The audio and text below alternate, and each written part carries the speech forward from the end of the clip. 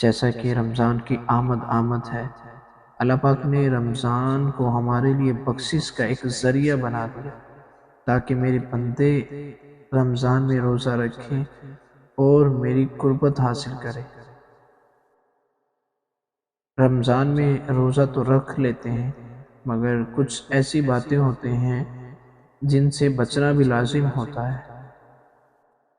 آج روزے کے مکروہات سنیں گے جن سے روزہ تو نہیں ٹوٹتا مگر روزے کی نورانیت جاتی رہتی ہے۔ روزے کا جو نور، جو لطف، جو سرور، وہ رب کی بارگاہ میں قربت حاصل کرنے کا ذریعہ ہوتا ہے، انسان اسے محروم رہ جاتا ہے۔ روزہ رکھ کر بھی اگر اسے کام کیے تو سوچنا چاہیے کیا میرے روزے رکھنے کا فائدہ ہے؟ کیا میرا پورا دن بھوکا پیاسا رہنا میرے لیے کچھ فائدہ بھی دے رہا ہے یا صرف میں نام کا روزہ رکھ رہا ہوں؟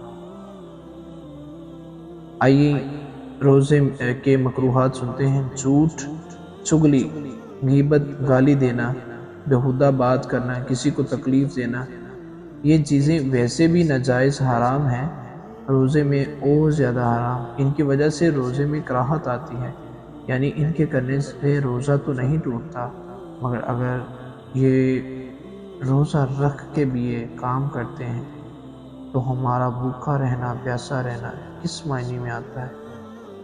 دوسرے نمبر پر روزہ دار کو بلا عذر کسی چیز کا چکھنا یا چبانا مکروہ ہے۔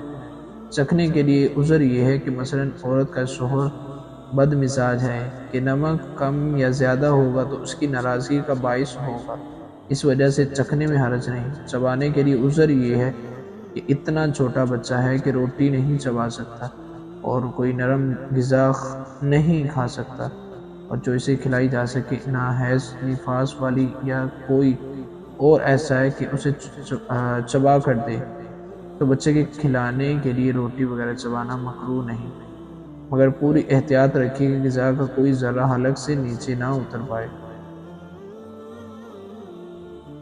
کوئی چیز خریدی اور اس کا چکھنا ضروری ہے کہ اگر نہ چکھا تو نقصان ہوگا، تو ایسی صورت میں چکھنے میں حرج نہیں ورنہ مکروہ ہے۔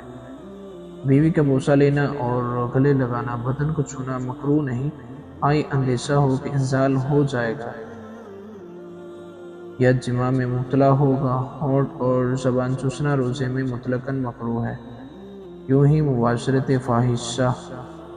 اب پانچویں نمبر پر گلاب یا مشک وغیرہ سونگھنا، داڑھی، مونچھ میں تیل لگانا اور سرما لگانا مکروہ نہیں۔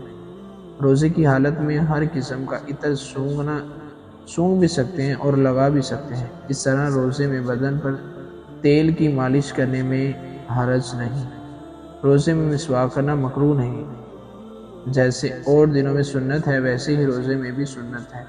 مسواک خشک ہو یا تر، اگرچہ پانی سے تر کی ہو، زوال سے پہلے کریں یا بعد، کسی بھی وقت مکروہ نہیں۔ اکثر لوگوں میں مشہور ہے کہ دوپہر کے بعد روزہ دار کے لیے مسواک کرنا مکروہ ہے، یہ ایسا نہیں ہے۔ حضرت سیدنا عامر بن ربیعہ رضی اللہ تعالی عنہ سے روایت ہے، میں نے رسول پاک صلی اللہ تعالی علیہ وسلم کو بے شمار بار روزے میں مسواک کرتے دیکھا۔ اگر مسواک چبانے سے ریسے چھوٹے یا مزہ محسوس ہو تو مسواک روزے میں نہیں کرنا چاہیے۔ اگر روزہ یاد ہوتے ہوئے مسواک چباتے یا دانت مانجتے ہوئے اس کا ریسہ یا کوئی جز حلق سے نیچے اتر گیا اور اس کا مزہ حلق میں محسوس ہوا تو روزہ فاسد ہو جائے گا، اور اگر اتنے سارے ریسے حلق سے نیچے اتر گئے جو ایک چنے کی مقدار کے برابر ہو تو اگرچہ حلق میں ذائقہ محسوس نہ ہو تب بھی روزہ ٹوٹ جائے گا۔ وضو، غسل کے علاوہ ٹھنڈک پہنچانے کی غرض سے کلی کرنا یا ناک میں پانی چڑھانا یا ٹھنڈک کے لیے نہانا بلکہ بدن پر بھیگا کپڑا لپیٹنا بھی مکروہ نہیں۔ ہاں پریشانی ظاہر کرنے کے لیے بھیگا کپڑا لپیٹنا مکروہ ہے کہ وہ عبادت میں دل تنگ ہونا اچھی بات نہیں۔ اور بعض روزے کچھ لوگ روزے میں بار بار تھوکتے رہتے ہیں، شاید وہ سمجھتے ہیں کہ روزے میں تھوک نہیں نکلنا چاہیے، ایسا نہیں، البتہ منہ میں تھوک اکٹھا کر کے نکل جانا یہ تو بغیر روزے کے بھی ناپسندیدہ ہے اور روزے میں مکروہ ہے۔ رمضان المبارک کے دنوں میں ایسا کام کرنا جائز نہیں جس سے ایسا ضعف یعنی کمزوری آ جائے کہ روزہ توڑنے کا ظن غالب ہو، لہٰذا نان بھائی کو چاہیے کہ دوپہر تک روٹی پکائے پھر باقی دن میں آرام کرے۔ اللہ پاک ہم سب کو ان چیزوں سے بچنے کی اور ان کو سمجھنے کی توفیق عطا فرمائے۔ وما علینا الا البلاغ المبین وآخر دعوانا ان الحمد للہ رب العالمین۔